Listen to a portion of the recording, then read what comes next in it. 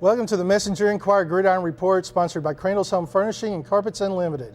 I'm Messenger-Inquirer Sports Editor Scott Hagerman, and with me is Messenger-Inquirer Sports Writer Jim Pickens. And Jim, we've got a lot of interesting games coming up this week, but I think there's one that's really had our attention all week, and that's Owensboro going into Steel Stadium to play Owensboro Catholic Friday night. Absolutely. That's the headliner, and I just can't wait for that game because it's intriguing in so many ways. We could almost do an entire show on that game. Unfortunately, we can't, but we'll try to touch on it and break it down real good. Well, we are definitely going to touch on it to a great degree, but before we really talk further about it, we want to roll an interview I did with Catholic coach John Edge. I did it yesterday, and I think he has some interesting things to say. Well, John, you're off to a 2-0 start. You've done everything you can do so far this year. Big win over McLean County, big win over Warren East.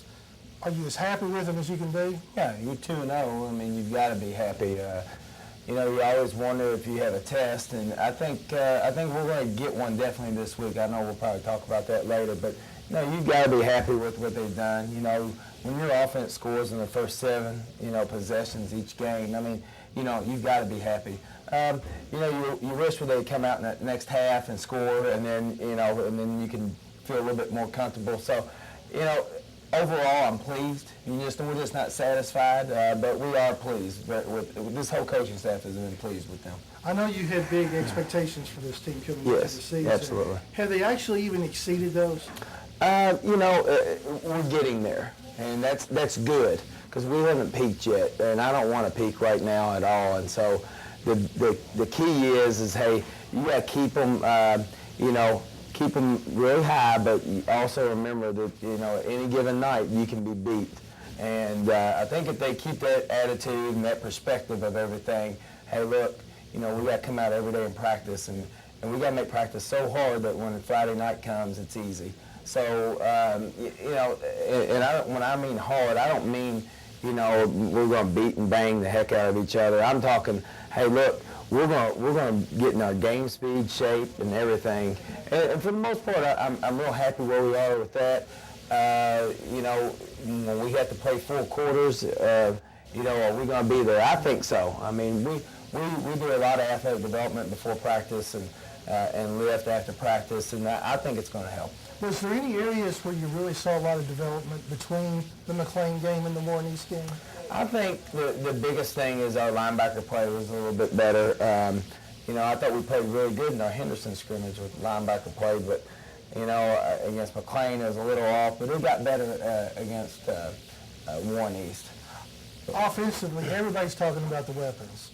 Isaac's playing great at quarterback, Breland Dixon, Russell Hayden, Master Riney, Zach Blair. I mean, it just goes on and on. Right.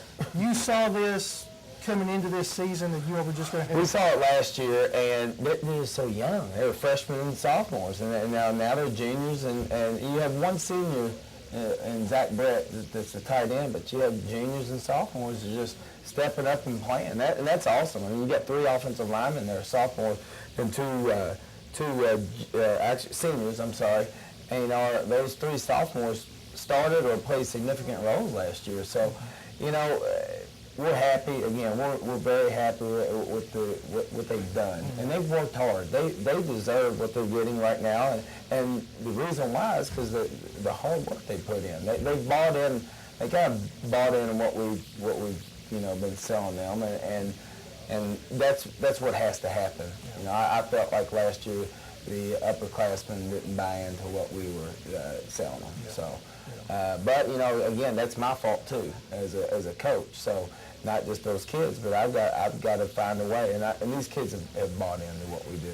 Well, it gets a little tougher now Friday night. Absolutely. Owensboro Red Devils coming into Steel Stadium. What stands out about them when you look at them on film? Well, again, you got speed. I know we probably got a lot more speed than we've had in a couple of years, but they've got good overall team speed. They're a lot bigger than Owensboro in the past. He's done a really good job. I know John DeLacy takes care of the weight room and everything over there, but they've done a really great job of not only getting big kids, but now they're getting that that V-shaped body, and they look not just that. It's just they're athletic, and they're doing they're a good football team. I mean, you look at them. I know they got beat by Wrights. any number of factors could have happened in that game. It's just part of it. I mean, rest assured, we're going to get their best effort.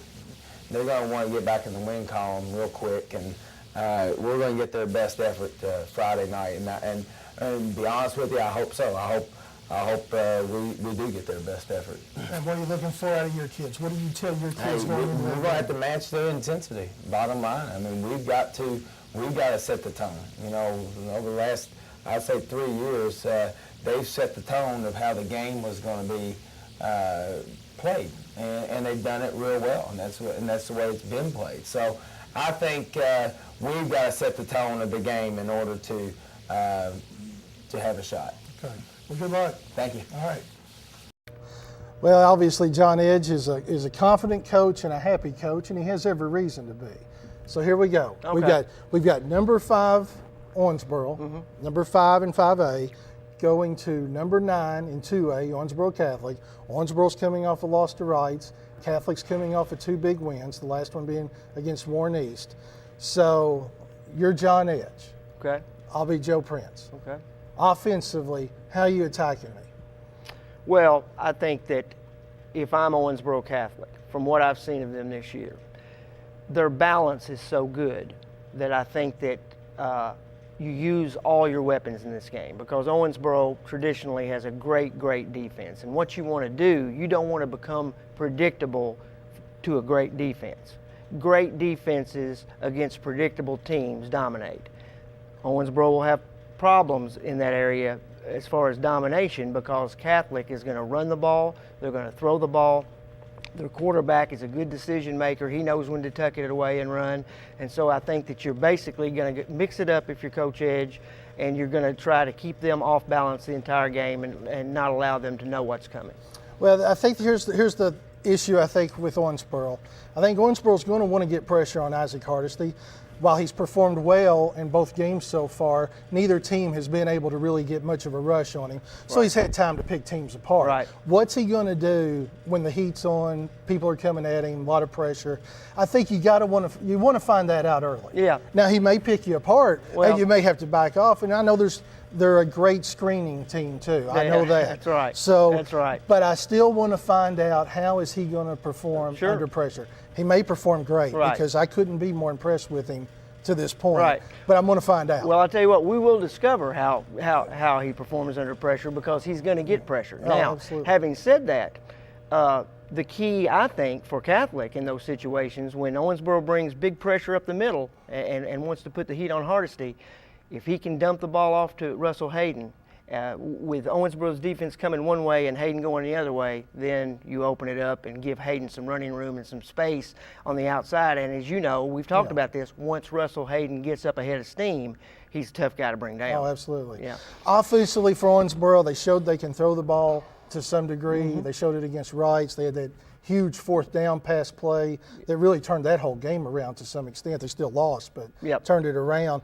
I didn't see as much of the running game as I wanted to see. I think Owensboro just has to establish more of the running game. But what's Catholic going to do to stop Owensboro offensively?